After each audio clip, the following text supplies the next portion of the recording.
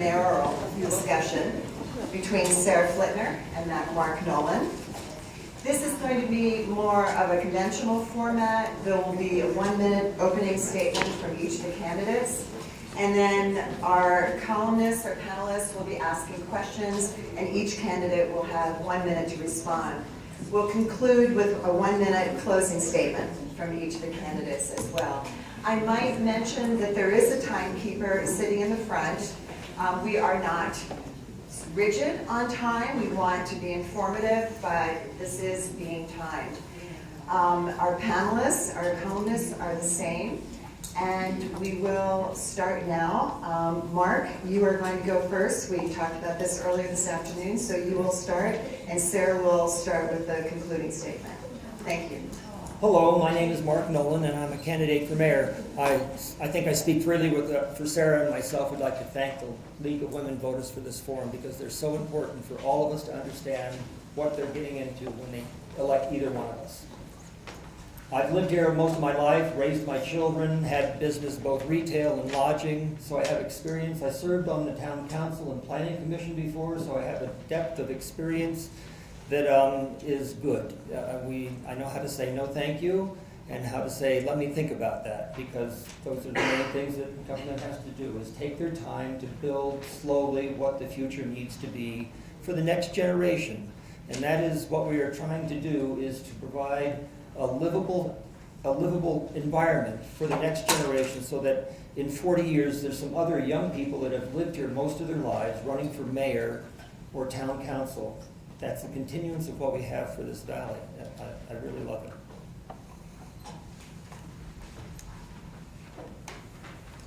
Thank you all for being here tonight. Can you hear me all right? I am running for mayor because, like many of you, I love this community. And I think it's the most amazing and probably most complicated community anywhere. I started here as a college kid serving coffee, and I think it's pretty incredible that I can sit before you today running to serve as your mayor. 20 years from now, I hope somebody else can say the same thing. Like all of you, I'm really concerned about workforce housing at this point in our history. I think the mountains drew us here, but what keeps us here is that working community. We know each other, we work together, we serve together, we volunteer together. I want to keep that. I want us to stay real. I'm concerned about potholes. I'm concerned about getting my kids to school. I'm concerned about getting to work on time, just like many of you. I am also concerned about budgets, and I still want a handshake to mean something. I want to be of use to my community. I've spent the last 20 years making a living as a collaborative problem solver. And I look forward to bringing those skills to bear for you as you become the most important client I will ever have. Thank you. Thank you. Jonathan, will you lead off the questions, please? Hi. I think, taking your lead, Mark, I think speaking on behalf of Ben and Angus and myself, our goal is to try and identify meaningful distinctions between the two of you, and I'll flesh those out. Because in many of these races, everything seems to converge toward the center and toward mush. And so if there's a sharp edge to the question, it's purely nothing personal. It's about trying to identify those distinctions. And in that same vein, I implore you, no platitudes, please. We all love mom and God and apple pie. Kids are our future, okay? So with that, I want a two-part question. The first part hopefully is a simple yes or no, and then on to a more nuanced one. Is the housing 65% of our workforce in Teton County an achievable goal? And either way, what steps does the government have to take in order to come close to achieving, if not achieving, that goal? Sara, you'll be fielding this question first. Oh, I'm sorry. Then you better repeat it. What steps should we be taking as a community or town county? Is 65% workforce housing achievable? And if so, what roles does the government have to take in order to achieve that? It is achievable. We are at about 65, maybe a little south of 65 now. We've been as high as 70% in the last couple of years. I think some of you know I facilitated the Blue Ribbon Housing Panel, which came up with that goal. I think we have to continue to do more of what we've been doing, which frankly, though we're all wringing our hands, and for good reason, we've been pretty successful. Unlike almost every other resort community, we are still a community. I believe we are at a critical juncture, and now is the time to come together with a unified plan for town and county and the 3 housing organizations and a dedicated funding source. My idea for a dedicated funding source would be a cycle or so of SPET funding. I know, as all of you know, our priorities ebb and flow. I think housing is the most critical thing we face now. Let's let the voters participate in that priority by putting money in the bank to deploy on the ground. Thank you. Yes, I think 65 is an achievable goal. It really has to be if we're going to remain a community. Otherwise, it will be just a transient stop on the life of people that are young. How the government can do that, yes, I agree with what Sara's saying. You combine those effects and the revenue stream, but the underlying problem is the dirt in this valley never goes back to zero. You can have in Detroit, the dirt goes back to zero very quickly. Here, we never get the dirt back to zero. And somehow the dirt has to be taken out of the housing situation for the employee housing so that we can have something that will actually be affordable in perpetuity, not something that is done nice for this month or this year, and in 10 years we find it being turned over into condominiums and sold at market. The market is off kilter here, and we all know that. It's impossible for people to come in and work in the industry that we have, which is the service industry, and then afford the housing. So somehow the government needs to figure out how to remove the dirt, and I think the first thing right now is quite frankly rentals is what we need the most. Ben, your question next, and Mark, you will be first to answer this. It's okay, I have a specific question for each of you. It's a little bit more about background. So Mark first. Mark, you've been out of politics for a decade. You've commented about how before signing up for the race on the last possible day, you had driven by town hall, saw a meeting taking place, and it elicited feelings of wariness. I'm paraphrasing, but something along those lines. The question is, first of all, what took you so long to file? And if elected, would you really be able to be dedicated and serious about the job? So yes, I was in government before, and it was an exciting time with Albertsons and Smiths and the border state annexation, if some of you remember that debacle. So I'd had my fill of meetings and bloodbaths and biting my tongue, and there were some personal things in life that I settled down and decided to readjust. And I would go by the town council chambers after work at night at 6 o'clock and go, oh, they're having a meeting, that's not going to be any, oh, I'm glad I'm not there. But I'd also thought, but there's a lot to be done, things to accomplish. This town needs to figure out how to keep the young people here and how that's going to work with the housing situation. And the last day, somebody who I'd not spoken to more than 500 words in 20 years called me and said, you really should run for mayor. And I went, well, thank you, let me think about that. And then another friend drove up and said, I brought the car. And I said, well, what for? He said, so I can drive you down so you can register. And those two events on that one day within a half hour of each other had me sort of go, let me think about it. And then towards the end I went, yes, if I don't stand up and do something, I'll never know. And I have time and effort right now, so I'm willing to focus. I have no other obligations. Okay, for Sara. So you say you're drawing support from a diverse portion of the community. In your donation list, you receive money from teachers and EMTs, but also prominent business leaders and politicians. And you've also represented, as part of your public relations business, various companies and nonprofits coming before the town council, the county commission, and even the state legislature. So my question would be, why wouldn't any of those relationships impede your ability to make impartial decisions? Would you be able to rule fairly if, say, a cell tower approval from a former client came before you in the council? Thanks, great question. I have made the mistake as a PR consultant, that shows you I'm not a very good one, of letting people call me a PR consultant for the last 20 years. My business is collaborative problem solving, so I think it's important, rather than me going and telling you what your opinion is, that I come to you and understand what your opinion is and then build a solution around your interests and those of many, many parties. That's what I've been doing for 20 years. It is true, I've had some great clients, business clients that have been before the town and the county and the state legislature. After 20 years of business, probably the largest sector of my business is conservation work. Mostly, I'm boring this way. I like to solve problems, and I really appreciate the diverse opinions and expertise of people. That's what we're talking about when we talk about good local government. So we are different in this way. It was a thoughtful decision that I made. It was a long and laborious one, and I appreciate all of you coming along for that. I think it's very critical that the next stage of leadership in this community really works together, collaborates, and builds solutions for all of you. Angus, I'm not sure who this goes to. this will be Sara first. That's Sara. Would you seek an Attorney General's opinion on using portions of the lodging tax that are earmarked for visitor services on visitor service worker housing? Yes. Yes. Thank you. Excellent, Jonathan. Like I said, collapsing in the middle.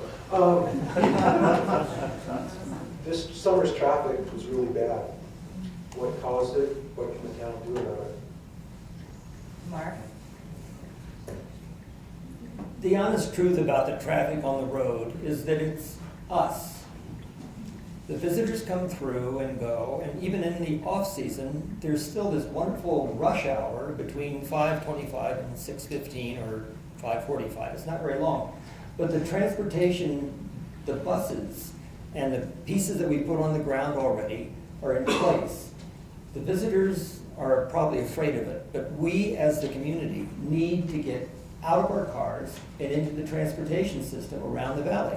It's not popular, it's not fun, it's not as friendly as we would like, but that's what the government's position is, to make it more frequent and easier to use. And for us that live here, know that it's only a 10-minute drive, a 10-minute walk or down to the bus station, see when the bus is coming, and then actually can check it up on the GPS now, I guess, next time. So that's the situation from my view. There's not much we can do except get out of our cars. Same question, sir. Okay. I'm going to go out on a limb a little bit here and say, as a native of Grable, Wyoming, traffic problems are sort of a high-class problem in Teton County, and I say that because I still get teased that I can't parallel park, and that is because growing up in Grable, Wyoming, there was never a need to parallel park. That means I can't make a living there. That means there is not a vibrant nonprofit community. That means a lot of things that aren't positive. So I don't mean to, I noticed the traffic this summer too, and I didn't like it any more than any of the rest of you do. I do think we need to focus on it, and there are some really interesting proposals being made that I'll look at very seriously. One of the most interesting ideas I heard, and I would love to get feedback from the community, is an idea of slowing down our speeds in the community and reducing the number of stops we have to make. Less travel time, slower speeds. So I agree with Mark. We've got to get on the buses, we've got to use our bikes, and common sense. But I appreciate that we live in a vibrant community where many of us can feed our kids. Ben?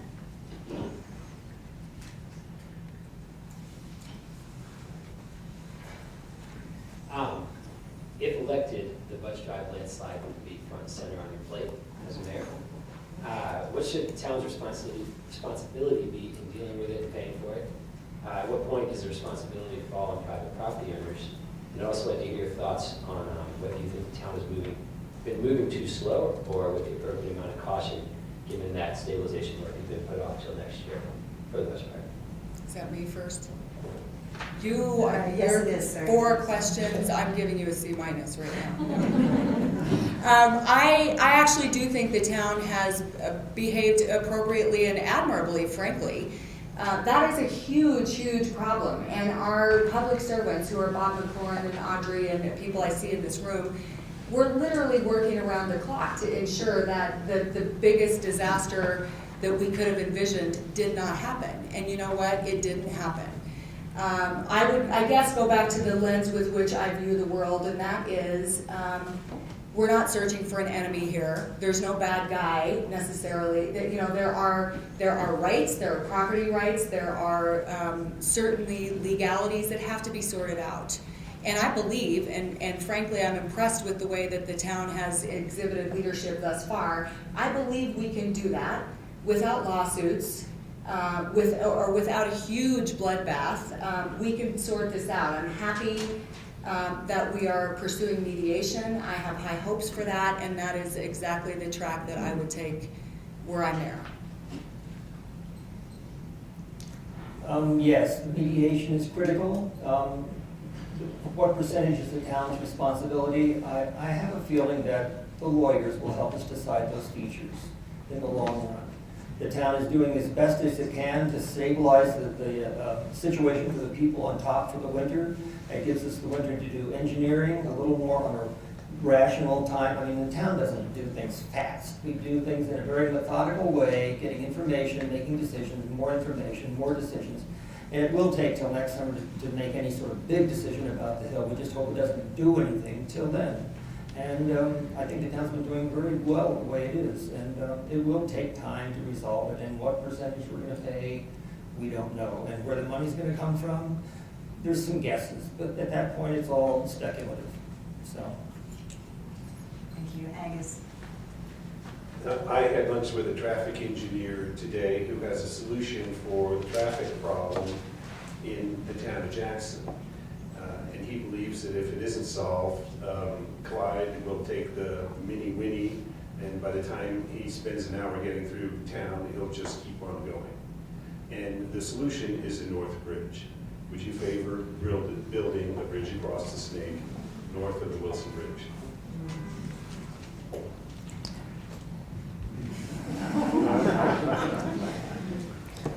Yes, in the long run, it probably will happen, but it will be in the long run that it does happen because of the legalities, the landowners, the place you're going to put it, and how it's all going to function through. It would be something that would happen long after I'm dead. So, thank you for the question, Angus.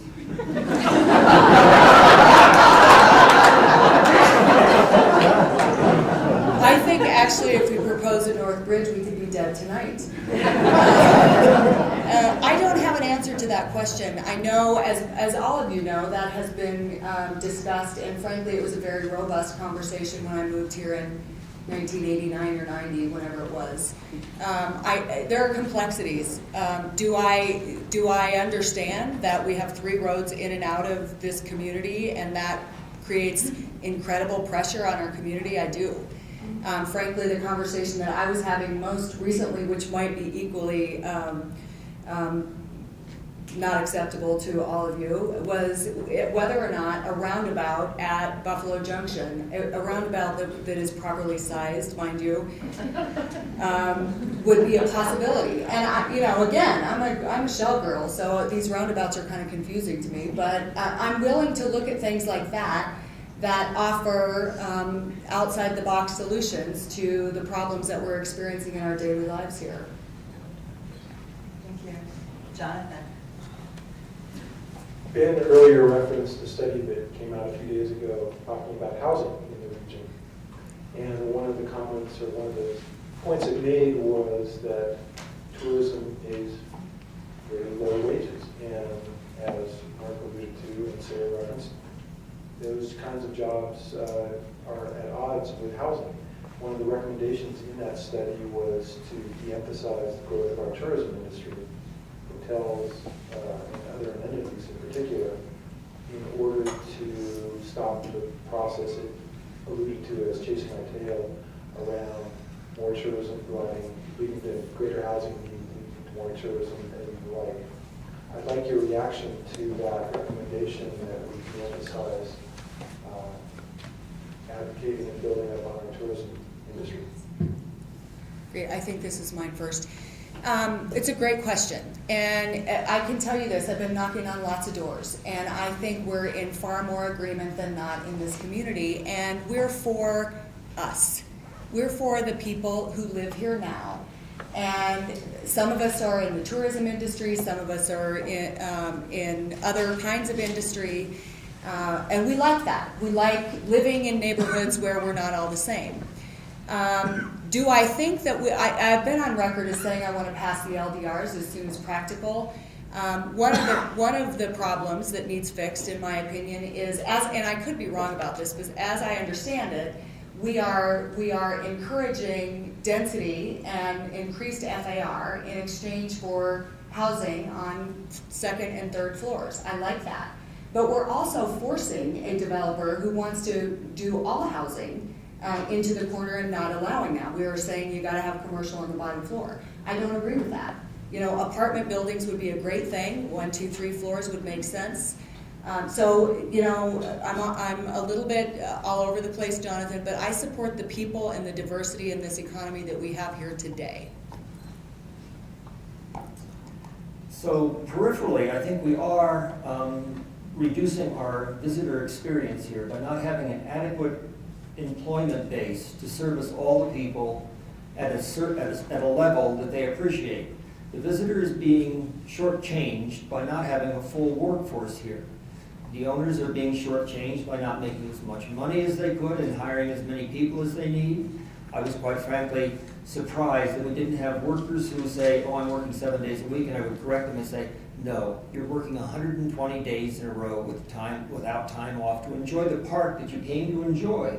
And likewise for the owners, that we spent winter here, we'd like to spend summer here too, not just in the back room covering the missed shifts that aren't here. And people exiting here have been known to say that great place, beautiful place, service is not so good because we don't have the workforce. And in that, not having a stellar time in Jackson with wait staff that's sort of surly and things like that. And that is the fact of the owner saying, well, I really can't fire anybody because he has a place to live and there's nobody to replace him. So the owners are stuck in a quandary too. But I think we will see fewer people coming back because we don't have the people here to take care of them in the proper way. And that's because we don't have housing. Ben.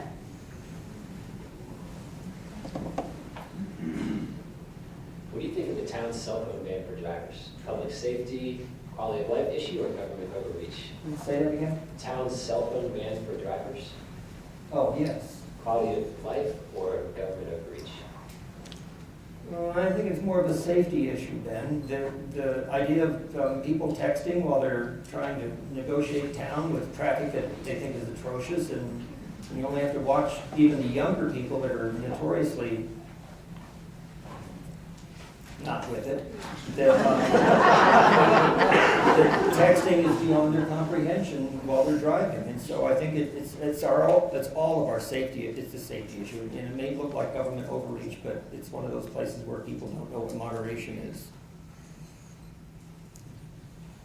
I concur it's a safety issue. I think all of you know we had a tragic accident this summer with a young woman on a bicycle.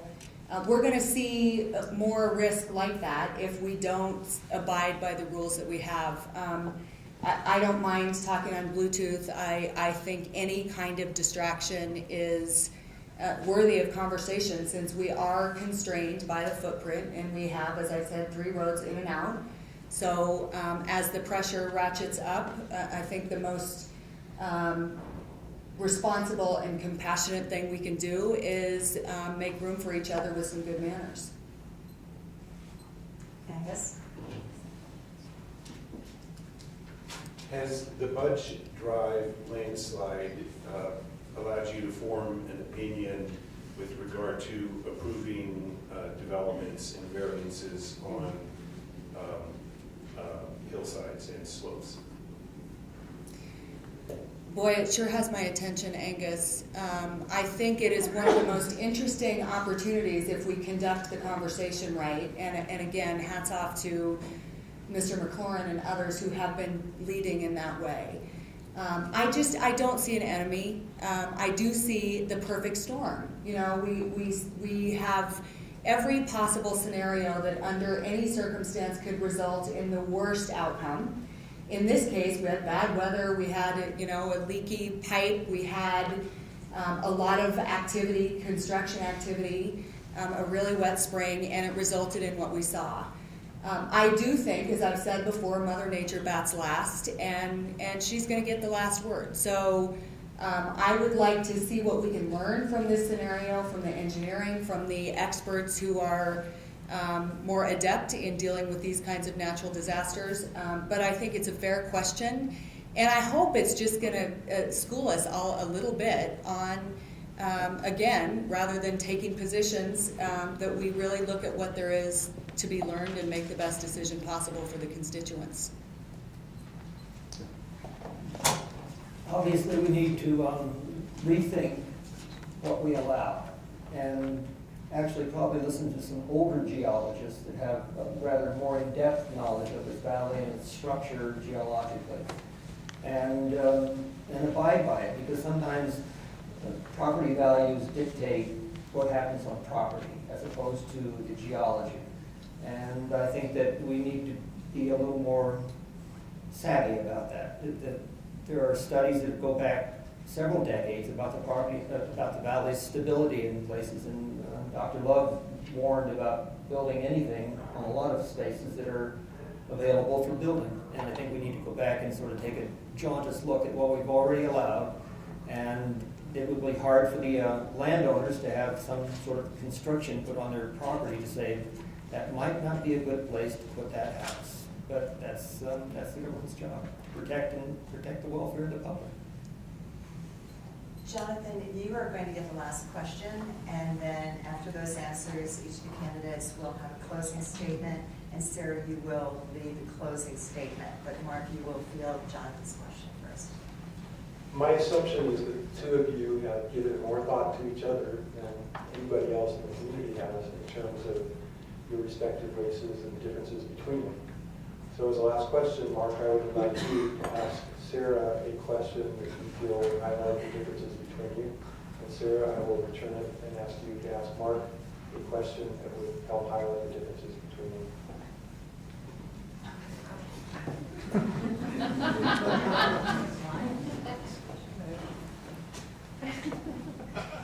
This feels like a proposal.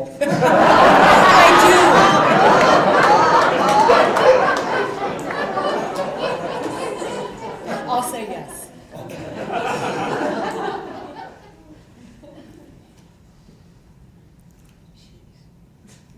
You're welcome.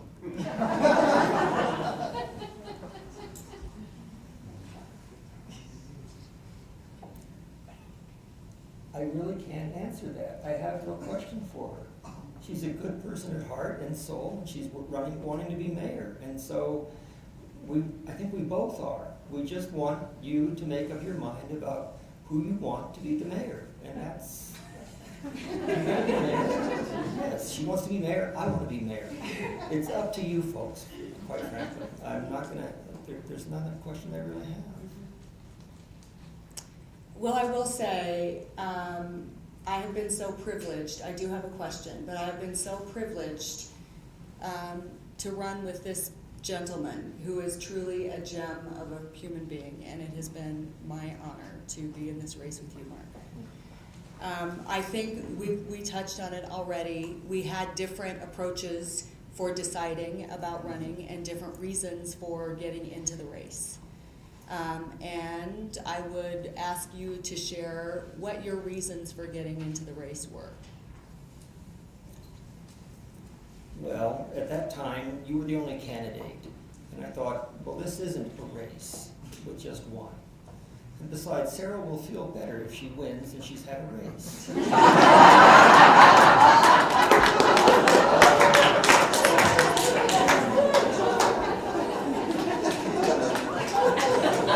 I'll tell you on November 5th.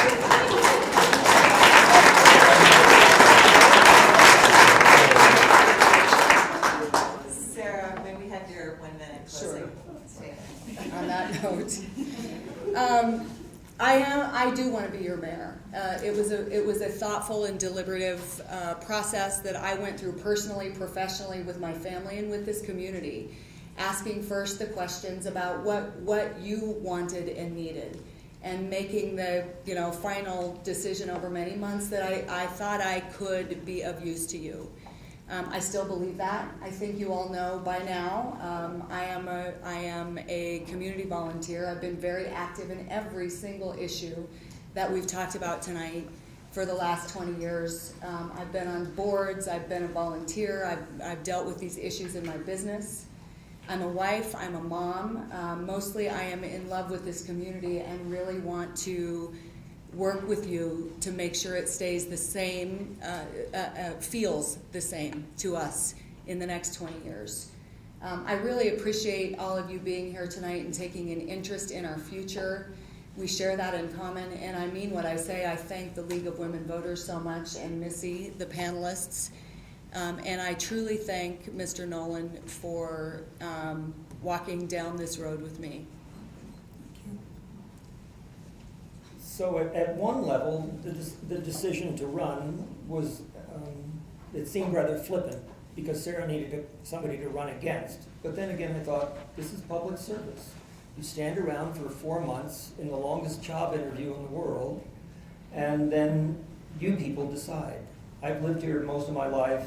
My family's been here a long time. I've raised my daughters and been part of this community forever, and I sincerely love this place. At times I thought I should pack and leave, and yet this extended family keeps me here. The mountains are pretty, but some summers you don't get to see them because you're working your butt off. But this is the family that I choose to be with, and I have time, a lot of time right now, that I can dedicate to you and the job. And thank you very much for being here tonight. Thank you.